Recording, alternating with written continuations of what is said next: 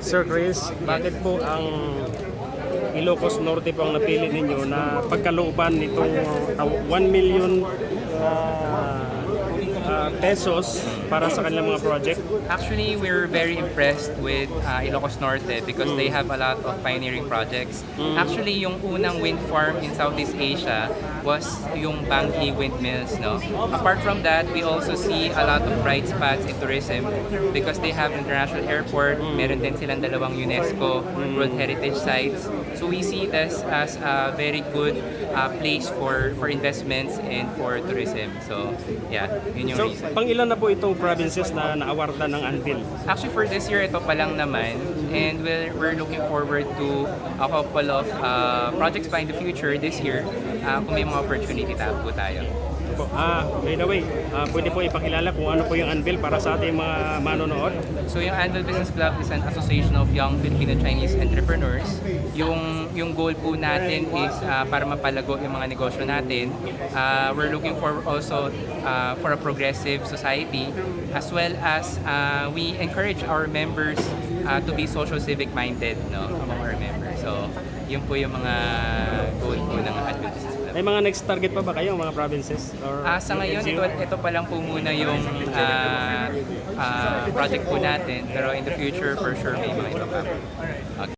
Specifically for our micro and small businesses to be able to come in and even something as simple as use a computer, print something out, use the internet, because these are challenges that many of our micro and small businesses face. And of course, with this donation, I think we're looking at utilizing it for a competition to support new micro and small businesses. And this is very vital for me because we want to establish a culture wherein entrepreneurship is encouraged and even cultivated. And we're very grateful once again to Anvil, of course, for setting the example here in Manila, and we have much to learn, of course, in Ilocos, but we're very grateful for this donation, and most importantly, the friendship and partnership with an esteemed group such as Anvil. So, of course, thank you once again. Good morning, and allow me to also invite all of you, including, of course, the Anvil Business Club, to Ilocos Norte, as well as our friends to the media, to come enjoy what Ilocos Norte has to offer. Maraming salamat po. Thank you very much, Ilocos Norte Governor Mathew Marcos Manotoc, for your eloquent message and for enlightening us about what you've been doing in your province, starting with your mother's unique 3 projects helping MSMEs and employment. Next in the program, we'd like to invite the persons mentioned by Governor Mathew earlier, Ms. Elma Gabriel, head of the Ilocos Norte MSME office. Ang gating the office pala was created by former Governor, now Senator Mathew Marcos. Ms. Elma Gabriel will give a presentation of their services and activities in the Ilocos Norte MSME office. Can we invite you to come over? We'd like to.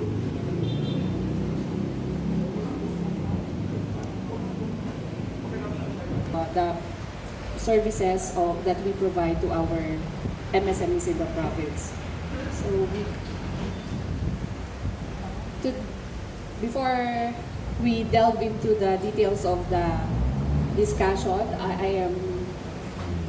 I would like to express our gratitude to the Anvil Corporation for the financial assistance extended to our Ilocos Norte MSME Incubation Center, and also to special thanks to our Invest Office for recommending the Incubation Center as the recipient of the donation. So as discussed or mentioned earlier by our governor, the MSME office is one of the offices under the provincial government of Ilocos, or provincial employment group.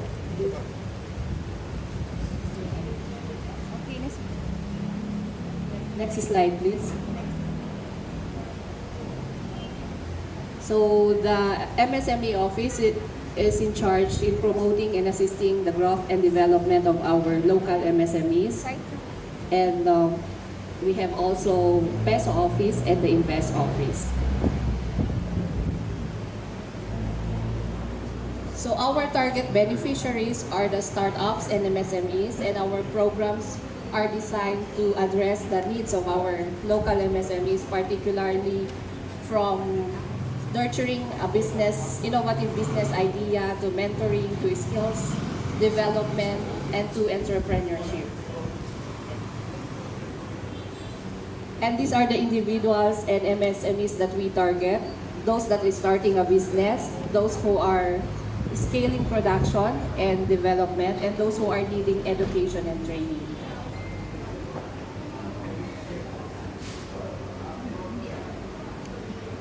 So with the continuing support of the provincial government through the leadership of our governor, it is to ensure the growth of our MSMEs, we established the Ilocos Norte MSME Incubation Center, which was launched last December 2022. And the Incubation Center now serves as the one-stop shop for our local entrepreneurs.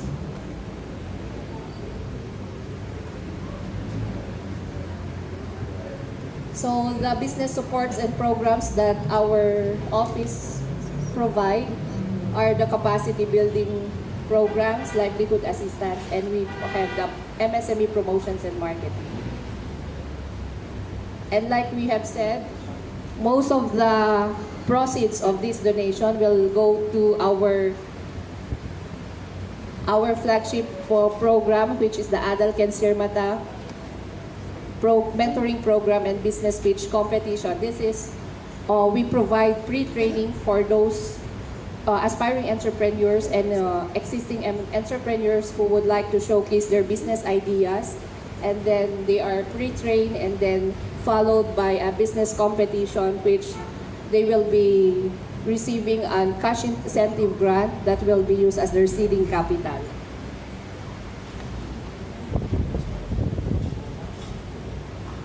And then we also have livelihood assistance programs, and these are focused on helping small businesses for their additional working capital needs. And also for our MSME promotions and marketing, our notable program is the Producer to Consumer program, which is we partner with local government units, and then we provide an avenue for our local farmers and local producers to sell their produce directly to the consumers and eliminating the presence of middleman. And currently po, we are in partner with Quezon City Government and the San Juan City Government.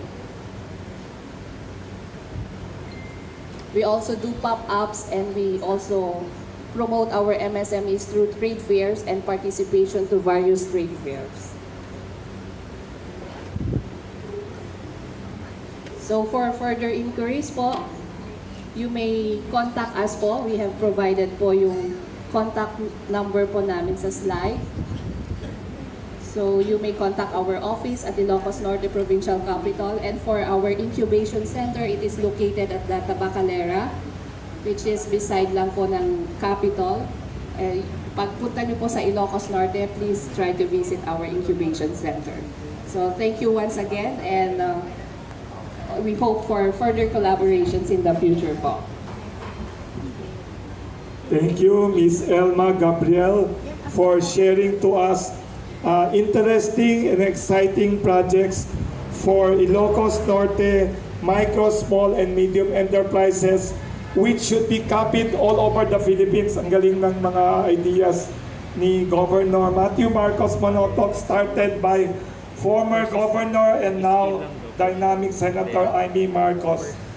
Next, we'd like to invite naman Ms. Rona Lei, nickname niya Ms. Soya Bueno, to give us an overview of investment opportunities in Ilocos Norte province. Ms. Soya Bueno, yun. Magandang umaga po sa ating lahat. Thank you po, Anvil Business Club, for again, yung donations po for our MSME community. We'd like to take advantage our presence here since we have our dear friends from our media and press and our members and donors of the business club to present business opportunities that we can offer po in Ilocos Norte. Like what our good governor have presented to you, one of our unique feature in the province is isa po kami sa one of the few provinces na merong institutionalized na opisina that helps facilitates negosyo or business in our province. So, well, nabanggit na po kanina yung mga services that we offer to our MSMEs. I'd like you to view a walkthrough of what we can offer as a humble little province.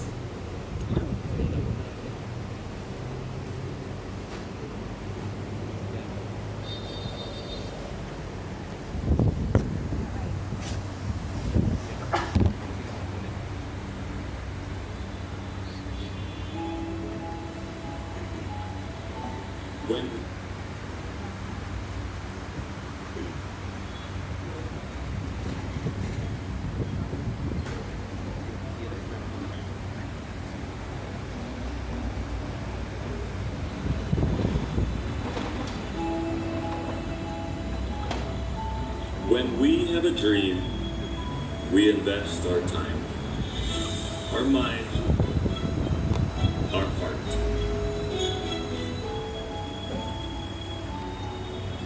Our dreams are built on hard work, patience, and persistence. These are embedded in our culture, strengthened through generations.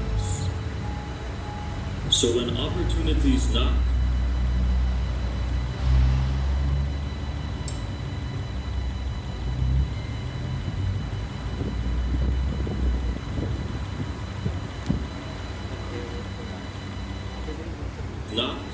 we are ready to chase our dreams and own them.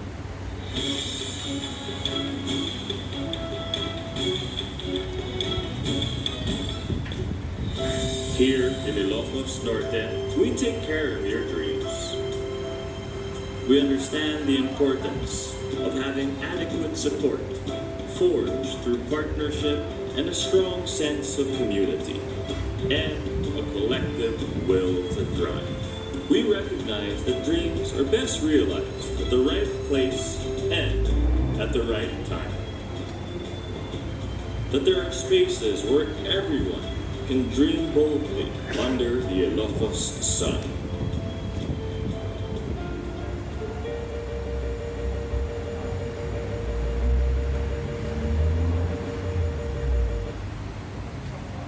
We share the same ideals that growth and economic progress should be inclusive and that value for money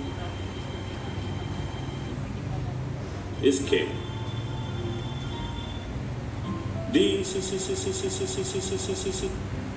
have always been part of our resolve to empower others to realize their dreams, inspire everyone with what they can achieve.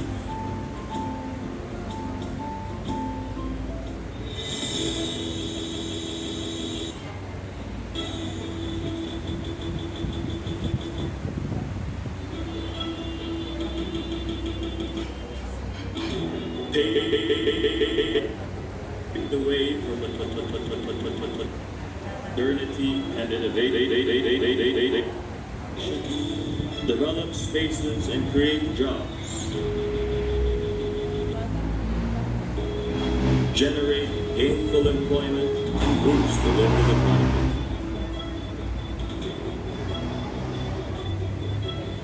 Ensure access to significant financial incentives. Provide essential support.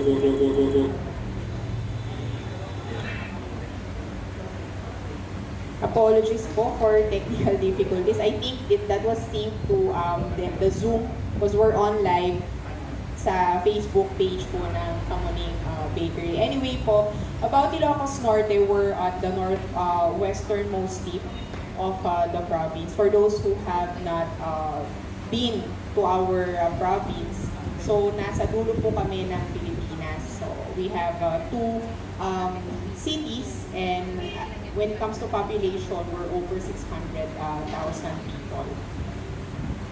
So, I'm presenting to you bakit po Ilocos Norte this time. Why choose Ilocos Norte, most especially for our business community? We offer a good quality of life. We have in the region, we're lowest when it comes to poverty rate. So, mababa ang poverty rate, which results to a good peace and order in the province. So, we also have a strong government support and offer both provincial and up to the national level, fiscal and non-fiscal incentives. So like what we've been doing here po, we're promoting personally Ilocos Norte to be your next destination for your expansion ng negosyo. Like what I've been saying po, our best sales person to sell ang probinsya ho namin is our governor. He personally assists our investors coming into our province. So, this has been presented a while back, and we have a reasonable cost of doing business. We set up what we call eye-care desk. So, sa mga LGUs po, meron silang one-stop shop for local permits. So, we also have that in the province in cases you need endorsement up to the central office, we can assist you po on that. So that's one of the unique feature we have in the province for investment promotion. And lastly, we're strategic located. Aside from being strategically located, since we're, close when it comes to proximity to some of the most powerful Asian countries such as Japan, Taiwan, China, Korea, we are also accessible via land, air, and sea. So, north of Clark, we're the only commercially operated international airport.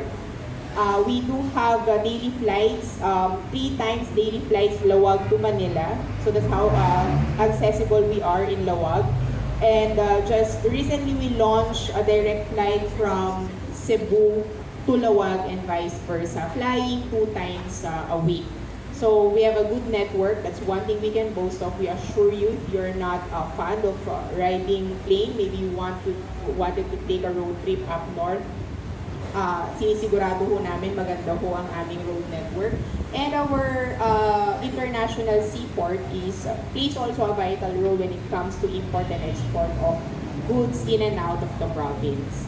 So, ito po yung mga priority areas na tinitignan po ng Ilocos Norte. So, we're really keen on inviting negosyo to check on our food and agriculture. So, we have various commodities that can be processed into high-quality exportable goods. So, we were top producer when it comes to tomato, native shallot, and garlic, and of course mango as well. So also, second economic driver that we have in Ilocos Norte is tourism and creative industry. We're looking at improving more of our hospitality business, curated tour packages, air connectivity, and such. So these are our 2 major economic drivers, agriculture po at turismo. Aside from that, hindi na ho natin i-hard sell, we're the renewable capital of the Philippines and even Southeast Asia. We're the biggest, we have the biggest wind farm. We have the first wind farm in Southeast Asia, which is in Baguio.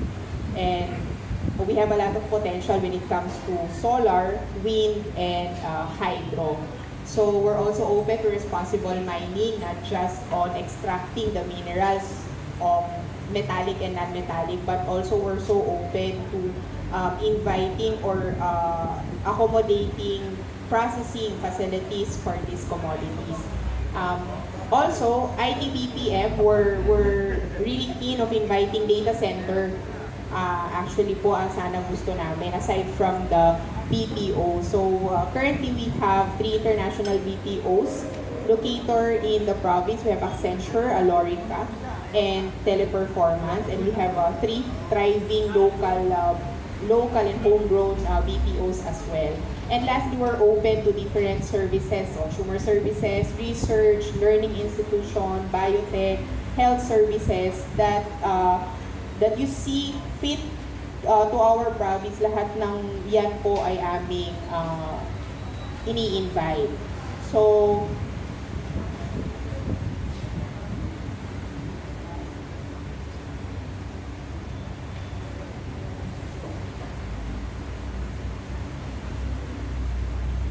also, meron din ho kaming mga properties for investments, those who would want to be our partner as provincial government through JV or joint venture or private-public partnership. So we have these newly built Big 3 projects. Also, I'd like to take this opportunity to invite everyone to watch our greatest show every year, ang Tan-Ok po, the festival of all festivals in Ilocos Norte, which will be held at our world-class stadium, which can accommodate up to 12,000 people at once. So we do have commercial spaces available for these 3 projects. So if you'd want to, bring negosyo in there are available spaces na po that you can choose from. So aside from those properties, we do have tourism properties that are open for co-management or lease, joint venture, PPP, such as we have a water park, we have an arcade like property just beside our UNESCO World Heritage Site Paway and such. So currently, ito po yung aming major locators at we're looking forward to see more of the locators coming in sa probinsya. And we hope that we'll see the community of Anvil Business Club's presence soon in Ilocos Norte. So we hope to see you there. We'll host you if ever you think of a trade mission para ho ma-check nyo whatever it is there in Ilocos Norte.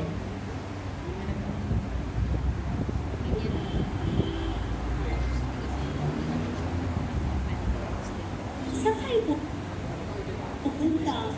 I-aakit ko lang ako mo sa mga friends niya. Lalo mo nila sila.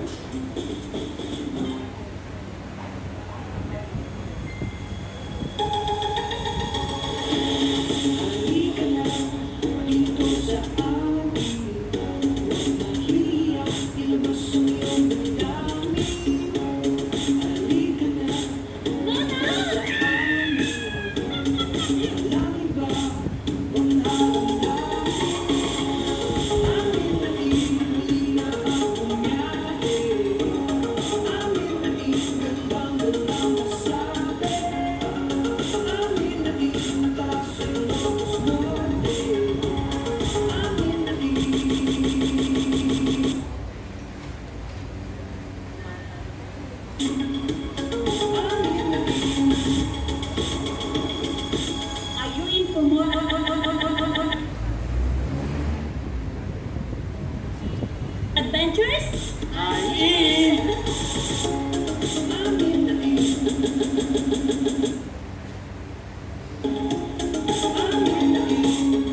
Thank you po. Thank you very much, Ms. Soya Bueno, and to Governor Mathew Marcos Manotoc for introducing again the exciting economic possibilities of Ilocos Norte province. That's the reason it's so well known. You have a very dynamic, proactive, pro-MSME governor there, Mathew Marcos Manotoc, and his father, the former governor, also very pro-MSMEs and tourism. Next, we'd like to invite the media for a short question and answer session for some questions from the media. And then we'll have lunch later on. Any questions the media have, kung may questions kayo, you can send it text. The first is an Ilocano journalist na suki ng Kamuning Bakery, Mr. Freddy from Ilocos Norte and from Manila Bulletin newspaper. Yes, thank you. Introduce yourself ulit, the full name, para matuwa si Governor. Yes, I'm Freddy Lazaro from Manila Bulletin. From Ilocos Norte. Ilocos Norte, yes. Governor, ito na po yung tanong ko. You mentioned that of Ilocano Festival and I think ano po yung magiging attraction this February 16, I think. February 16 na, from Manila Bulletin. Okay. Well, Tanok is more about dance, music, and culture. So each town, each of our 23 towns po will have a presentation. No? At ito po ay malaking bagay at malaking source ng pride for each town. So they really, they've been practicing for months na yata. And it's a big deal for them, no?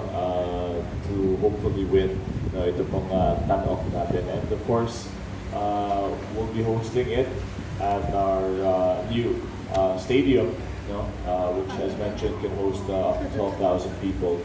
And Senator Aimee, who was the founder of Tanok, will also be attending this year. So it will be her return to Tanok. So talagang I think native and indigenous culture and song and dance will be on full display. And we'll also be having some side events kasi fiesta po natin. So we'll also be having a concert separate from the Tanok. Thank you po. Hope to welcome all of you for our fiesta po. That's February 16, no, Governor? And actually also I'll just inform everyone that we also launched a new route with Philippine Airlines na may Cebu to Lawag. So kung may mga kaibigan po tayo in Visayas and Mindanao, they need not pass through Manila anymore. They can fly to Cebu and then fly Cebu to Lawag. Congratulations. The only international airport north of Clark Airfield, Clark Airport, Ilocos Norte, they have an international airport. Thank you for that question, Mr. Freddy Lazaro. By the way, very actively dyan sa mga Ilocano Writers Association, they held their Christmas party here last December. Mga Ilocano, ano name ng group niya? Gumil. Yes, he brought all the poets and novelists here. Last December, we hosted them here. Any other questions you'd like to ask? Feel free to ask questions. Microphone. Thank you. Good morning, everyone. Una-una, congratulations, Anvil. Napakalaki po ng bagay na yan na tinulungan niyo po yung tao ng Ilocos Norte. Gusto ko lang po malaman, Governor, where are you going to allocate the fund donated to you, to your company, to your government, since that I think that fund is good enough to serve the SMMEs. Thank you. I'm Juvie de Guzman. Thank you. Hi Juvie, salamat sa tanong. Morning po. Well, as mentioned po, I think the hope is as seed capital, no? For some new micro and small businesses. Kasi as we know, many entrepreneurs have good ideas and are willing to work hard, but sometimes don't have the capital. So this will go towards that purpose, no? To make sure that we give more opportunities to new micro and small businesses. Thank you, Governor. That's a great idea. Hindi na sila pupunta sa 5-6 lending. So, there's a question here.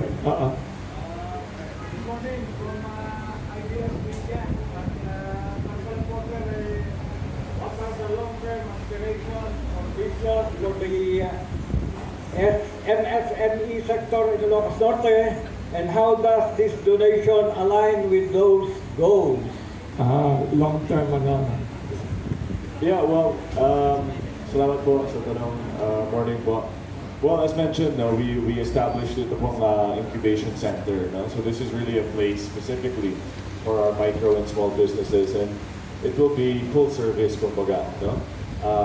Not only providing a venue for them, of course, computer, printer, whatever they may need, a place to make presentations, but also making sure that the government agencies such as UTI and DOST and everyone is really helping, our MSMEs, including our state university in MMSU, and also, of course, as we mentioned, in other important parts of the business, like financial management, like packaging, like marketing, to make sure that each stage of the business they are really assisted. And then, of course, long-term siguro is really being business friendly, especially in terms of business licenses and tax. We have to make sure na magaan po para sa ating mga micro and small businesses. So we hope to be truly full service and talagang business friendly, especially micro and small business friendly. Thank you, Governor. Good afternoon po, noliliwanag ng trending headline. Sa ating executive ng Anvil, anyone po, bukod sa pagbibigay nyo ng donation, ano po yung mga activities ninyo this year, 2024? Thank you. Actually, for Anvil Business Club, since helping our countrymen is one of our core values, we're always on the lookout for opportunities to help out. Of course, we did yung today is yung helping with mga entrepreneurs, but at the same time, sometimes we do medical missions, and at the same time, pag may mga calamities, we also help our countrymen. So, yeah, some of the things that we do in Anvil. Thank you very much. Newly elected President Christopher Yee. Thank you. There's a question here via Zoom, Governor. Some media people are watching via Zoom and Facebook Live. They heard that you announced that Ilocos Norte now has direct flights to Cebu. Plus, sinabi kanina, sabi ni Miss Bueno and Miss Gabriel, you have pala 3 flights a day, Metro Manila to Ilocos Norte. Some of the media asking, would you plan to initiate international flights since Ilocos Norte's airport seems to be international capacity? Do you have plans and do you have hopes for resuming international flights since already there's no more pandemic and tourism is hopefully reviving worldwide? Yeah, thank you, Bo. So just to let everyone know, tama po yan, we have almost 3 flights a day, no? Because PAL, I think flies about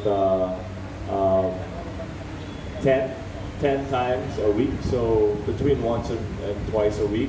That's almost 2 round trips a day, you know? Sorry, once or twice a day.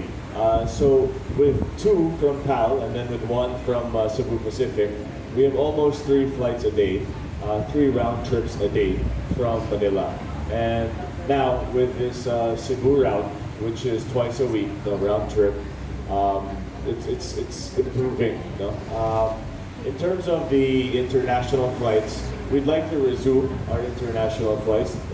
Those of you may know na dati po, especially when Fort Ilocandia was bustling, we used to have international flights from China, from Taiwan, and from Hong Kong. So this is something that we'd like to welcome again, you know, in the future. But we also know that international tourists will necessitate probably a casino and the golf course to come back to life. So that's really what we're working on working on these tourism products to make sure that we have something to sell, you know, and we have something that will really entertain our international tourists. But of course, Long International Airport is an international airport, so we hope to ensure that it lives up to its name soon enough. Thank you. Thank you very much, Governor. May tanong pa dito. Mr. From Business Mirror, Mr. Rizal Reyes. Namimili yan ang pupuntahan na celebrities. Hindi lahat pinupuntahan. Kahit na senator, hindi niya pinupuntahan. Kahit sa Makati pa kasi. Good morning, Governor. Oo. I'd like to ask what are your digitalization plans for the province? Thank you. Mr. Luis Cesar Reyes of Business Bureau. Thank you, Paul. Thank you for the question. Yeah, actually, we're working very closely with DICT. So we have a good relationship with DICT. And in terms of rolling out the eGov super app, I don't know if you guys have tried it, but it's quite good. Very effective on eGov super app. It also integrates many of the government services, even PhilHealth and many other SSS, yung mga benefits po natin. So we'd like to partner with DICT talaga in terms of rolling out this eGov super app because it also has a features for the local government to upload their own services such as business registration, payment of taxes, social services, of course, health, and ayuda, food packs, financial assistance. So, gusto po namin mag-integrate sa eGov super app ng DICT. It shows much promise, talagang functional po, maganda po. And of course, we'd like to be in line with the national government and its thrusts as well. Thank you po. Thank you, Governor Mathew Marcos Manotoc. By the way, Governor, I'd like to mention the Secretary of DICT, si Secretary Ivan Uy, is one of the co-founders of Anvil Business Club before you were born. I think that, I don't know if you were born already. He was one of the co-founders of Anvil Business Club. So you can mention to him na he should support you more. Kasi kung di, complain ka sa President Christian. Thank you, Liz Zaliel. Oh, may pahapon pa na question there. Para po kay Gov Manotoc. Sir, isang araw lang tinamaan ng magnitude 5.4 ang Ilocos Norte. Kumusta na po yung mga area na tinamaan? Thank you. Yeah, thank you po sa tanong. We had 6 families na evacuated po sa northern town, Pagudpod, the famous beach town, of course, with South Beach. Doon po kasi yung epicenter ng ating earthquake.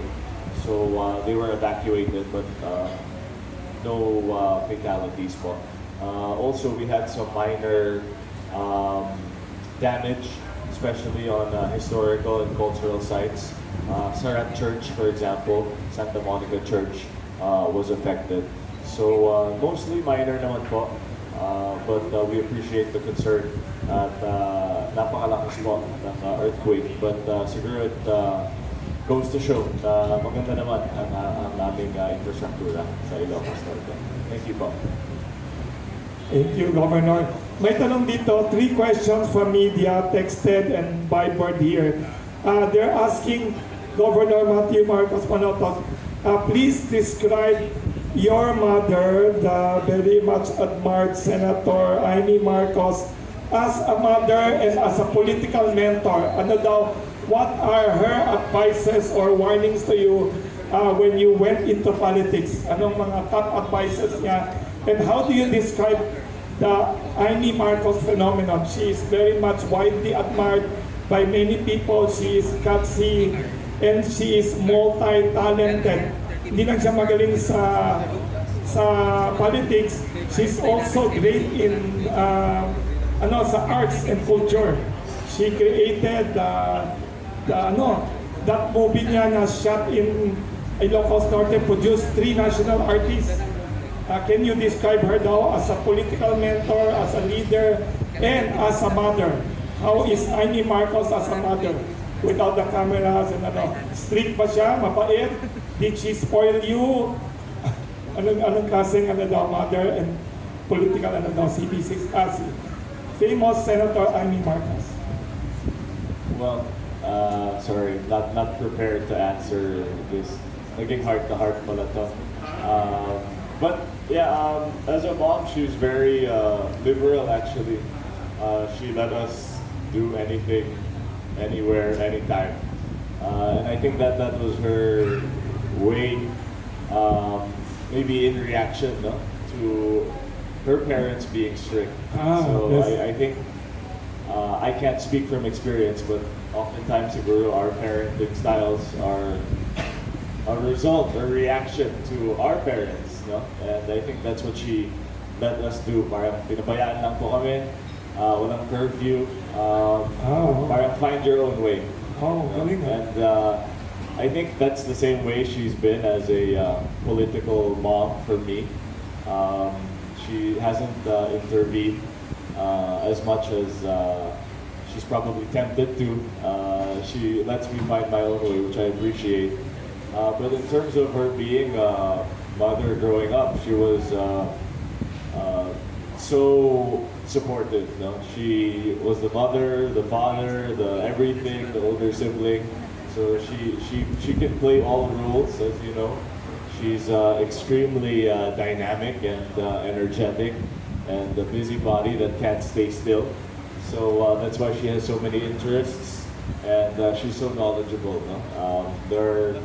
I don't think there's anyone I know who knows that much about that many things. No? She's always reading. She has a great thirst for knowledge, and very curious about the world. And I think the one thing about my mom na siguro napansin po ninyo is she is very young. No? She thinks like she's still 18 or 20. No? Yes. She continuously learns, continuously stays up to date with what's going on, and I think that's what has kept her young and very relevant because she hasn't resigned herself to, the thinking of dati ganito. No? She's always really pushing forward and always at the cutting edge. Thank you. You are a great son of outstanding senator. Thank you for describing your mom. May tayong veteran journalist dito na very rare din dumarating dito, namimili na pupuntahan. Si Miss Barbara Mita Kanay of Gulf News. She's very outstanding, Baka she has a question.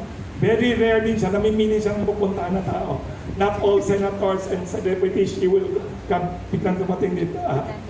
Miss Barbara Mita Kanay. Governor, some details lang. How many tourists are there, local and international, going to the north? And what are your projections for the opening of, projections in terms of the number of international tourists to pave the way for the opening of the international airport? And the third is kind of difficult kasi if you open the international airport, the tourists will be the Chinese nationals, Taiwanese, and those from Hong Kong. Considering the geopolitical situation we're in now, what dynamics do you see in terms of tourism and the politics of it? Thanks. So, salamat po sa tanong. We just actually released some of our tourism data for 2023. For the arrivals po, last year we had almost 500,000 tourist arrivals. This was, of course, for the calendar year 2023. So it's increased, from the previous year. I think we haven't yet hit our pre-pandemic levels, but we're getting quite close. So that's been a welcome sight, increasing not only foreign visitors, also domestic, and also our flights, of course, have aided this. In terms of the geopolitics, to be quite frank, we've always had a robust relationship with China, the Chinese government. We host a Chinese consulate in Lawag. I think it was the only consulate at first, no? Along with Manila and Cebu. Well, Manila, the embassy, of course. No? So we're quite careful, no? In terms of our relations, our opinions, our stances. We remain neutral, but to be quite frank, the consulate, the Chinese consulate, has been a great supporter of the province, and that's an important relationship for us. And of course, being so close to Taiwan and being so close to China as well, we're on the front lines, kumbaga. So obviously, we would like to espouse peace and make sure that we're not caught in the crossfire. Thank you, Bob. Okay. Sir. Very interesting. Yes. Ay, may follow up isang maliit na question lang before your question mo.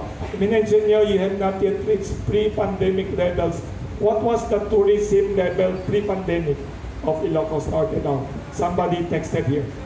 Yeah, so, well, just to reiterate, for last year, our day visitors were 3.6 million, and then our tourist arrivals were about 500,000. So a big increase from the previous year. I don't have the pre-pandemic yet, but I know we haven't hit it yet. I would estimate we're getting close, though, maybe. So we're 80 to 90%. Yeah, already. We had a very strong Holy Week. I think it was in 2022 that surpassed the 2019 Holy Week, which was pre-COVID. But overall for the year, we haven't matched yet our pre-COVID levels. So we have those who are planning to go, mag-book na kayo, baka wala na kayong hotel room and tickets. Holy Week in Ilocos Norte. Yes. Yes, hello, good morning po sa lahat. Rapi Rico po ng Break Balita at the RPTV. Sir, kay Sir Manotoc. Sir, aside po dun sa 1 million pesos na donate ng Anvil Business Club, meron pa rin po ba tayong inaasahan na donation ng manggagaling sa iba pang business club o other group para po tulong sa mga SMEs natin sa Ilocos? Morning po, salamat sa tanong. Well, thus far, wala pa po na financial or nakaset na amount.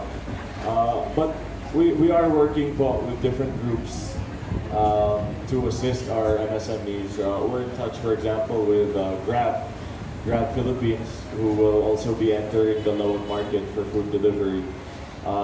Grab, I think, donated some freezers and some equipment before.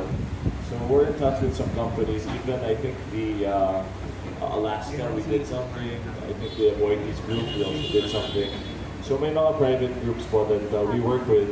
But I think this is our first cash donation. So we're very happy about this. Kasi syempre, cash is king, and we can use it in any which way.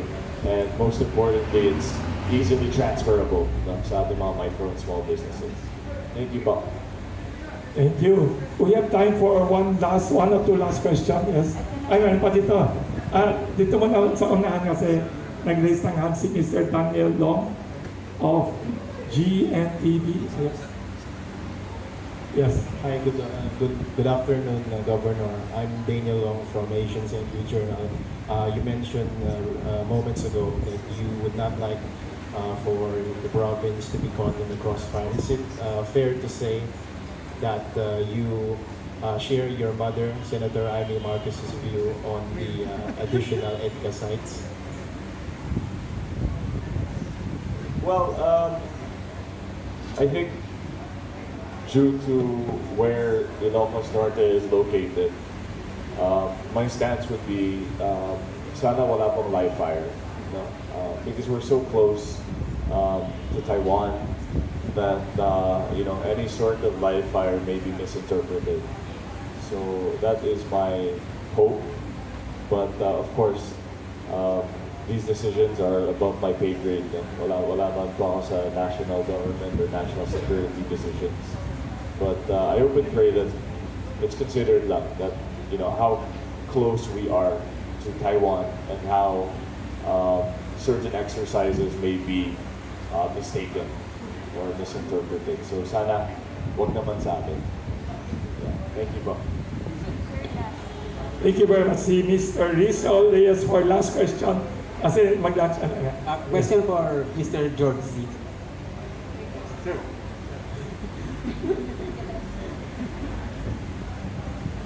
Sir, I'd like to ask your group's stand on the economic provisions of the Constitution. What needs to be changed or retained? Thank you.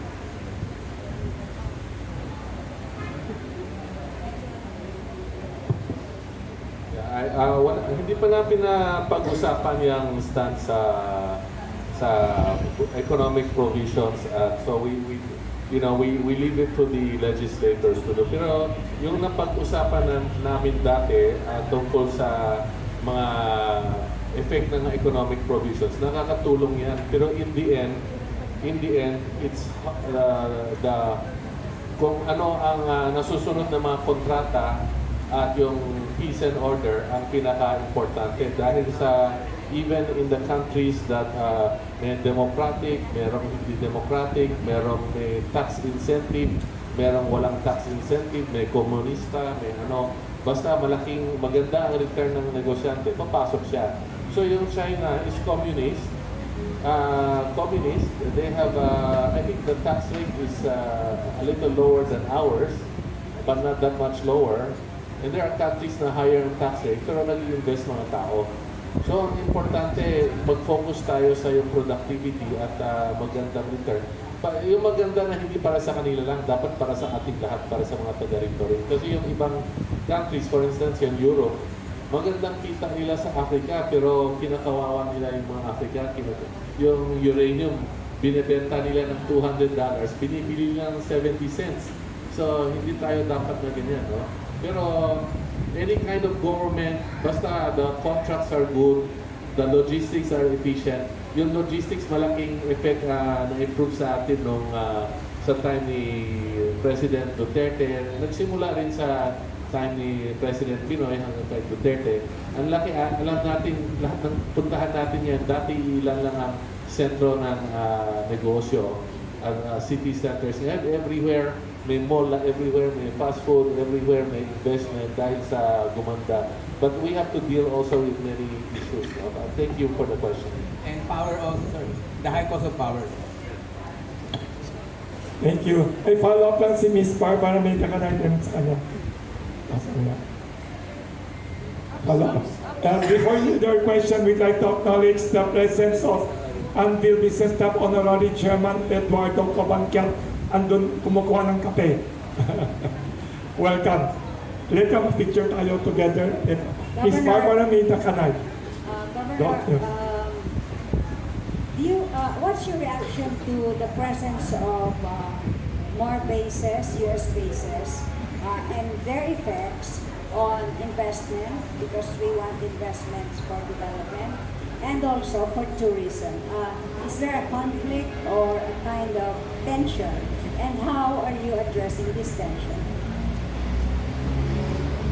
Yeah, well, it's quite complex, siguro, but I think we can safely say that the more sites, the more EDCA sites that we have, there's a negative effect on Chinese investment. And I think that's something that we've noticed since the announcement of strengthened military cooperation with, of course, the United States.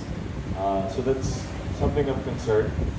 To be quite honest, we've hosted some minor exercises, and there is a small benefit to the local economy because when they come in, of course, they need many provisions.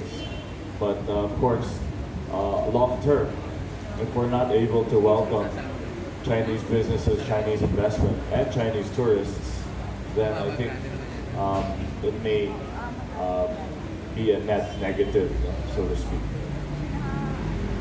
Thank you. Magaling na. Magaling mag-analyze. Ay, Mr. Daniel Long, may follow-up. Just one follow-up, Governor.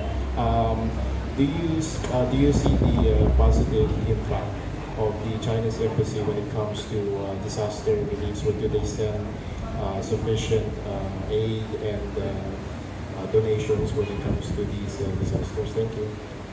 Yeah, the Chinese consulate is always the first to donate, no? When we're in trouble. That's why I say that it's an important relationship to us kasi nakita po namin na over the years, pag may calamity, talagang nandun po ang Chinese consulate. And nakakatuwa din po kasi kahit relief lang po, I must say, the Chinese consulate give the nice food packs. Hindi yung mga mura. They buy the expensive ones. And you know, that goes a long way kasi it's not just the number that they're seeking na masasabi po namin that we gave 500 food packs. No, it's really, there's concern. No? And we also have a sister relationship, a sister province in Xiandong province in China. So I must say no, that, as I said, in our experience, they've helped us a lot throughout the years. So we're very appreciative. And it's a relationship that we hope to sustain in the future, no matter what happens on the national level. Thank you. Sorry, wala na tayong time for questions kasi limited time si Governor and the people here. All the other many questions, we'd like to just pass it over. Ipapasa na lang natin sa office si Governor. We have time now for closing statements by the donor organization, Mr. President Rishi, short closing statement, and then from the Governor to summarize your thoughts about today. So thank you everyone for coming. Actually for us, we're just looking forward to giving our donation to Ilocos Norte, and we're looking forward to all of the beautiful, wonderful things that this donation will be used for, especially for the MSMEs. No? So maybe in the future we will have a trade mission going to Ilocos Norte, and we would be glad to see and meet all of these MSMEs that we have helped through this donation that we're giving. So yeah, so thank you to the provincial government last time. Before Governor's closing statement, I forgot to mention, you mentioned sister province of Xiandong. Coincidence, the first time we met si Governor, he wasn't a governor yet. He was a guest of Anvil Business Club in our annual Teachers' Day celebration in Rizal Park. And coincidence, we honor the birthday of Confucius, whose native province is Xiandong province, by the way. We'd like to now invite Governor Mathew Marcos Manotoc for his closing statement to summarize his thoughts about today's event and about Ilocos Norte economic potential. Thank you, Wilson.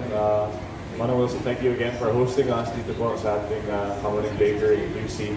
And of course, thank you to everyone who has attended today. No? And allow me once again to thank the Anvil Business Club for this really significant donation, which will go a long way. Most importantly, in terms of helping directly our micro and small businesses and our people. So, but I'd also like to invite, of course, everyone to come to Ilocos. Please, pa-share din yung mga tourism pages po namin. We'd like to invite everyone from Manila. It's very easy to travel to Ilocos, especially. How far na ngayon? How many hours na ba yan? But 7 hours. Yes, shorter na. 7 or 8 hours. You can stop halfway in La Union to surf. If you like, San Juan is halfway to Ilocos Norte. And then, of course, we have our flights also, which are much more affordable now.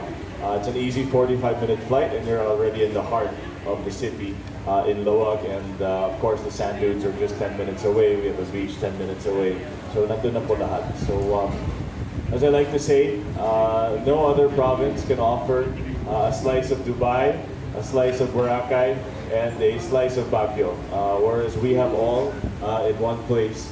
So I hope you can visit Ilocos Norte. I'm sure you will really enjoy. We have so many ecological sites that are truly special, no? Including, of course, our sand dunes, which are the only sand dunes in the country.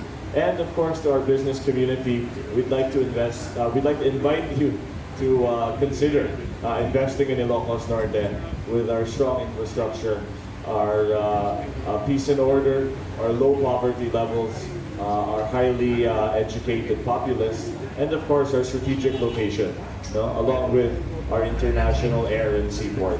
So we feel that we are prime, no? As the Philippine gateway to East Asia and the commercial hub of Northern Luzon. So hope to welcome you all soon to Ilocos Norte. Maraming salamat po.